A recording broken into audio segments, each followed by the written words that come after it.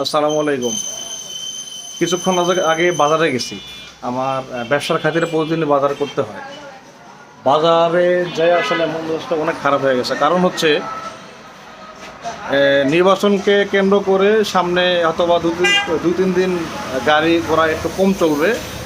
এই ওসিলা পায়া ব্যবসায়ীদের এমন একটা মনোভাব শুরু হয়ে গেছে, কাঁচামরিচ ১২০ টাকারটা ১৬০ টাকা, ১৮০ টাকা। মানে প্রত্যেকটা জিনিসের দাম একদম খালি বাড়াইতেছে। মানে বাজারে যে মাথা ঠান্ডা করা মুশকিল। ওদের মানে কাঁচামাল বা প্রত্যেকটা দোকানদারের এমন একটা ভাব যে মনে হয় কাল পরশু মনে হয় যুদ্ধ হবে, আর কোনো খাবার পাওয়া যাবে না, সম্পূর্ণ খাওয়ার উৎপাদন বন্ধ থাকবে। মানে যে জিনিসের প্রত্যেক কেজিতে ৪০ টাকা ৫০ টাকা বেশি। আসলে আমরা জাতি হিসাবে কতটুকু ভালো প্রশ্ন জায়গায় মনে আর কি। এই ১-২ দিনের সুযোগ পেয়ে এবার মানে কেমনে নিজের পকেট ভরা যাবে আর ক্রেতার পকেট কীভাবে খালি করা সম্ভব বা খালি করা যাবে, এটা কোনো সিস্টেম হইতে পারে না, এটা কোনো মানে নীতি হইতে পারে না মানুষের। বাজারের দাম আজকে প্রচণ্ড দাম, প্রত্যেকটা জিনিস, বিশেষ করে কাঁচামাল প্রচুর বেশি জিনিসের দাম। ভালো থাকবেন সবাই। আসসালামু আলাইকুম।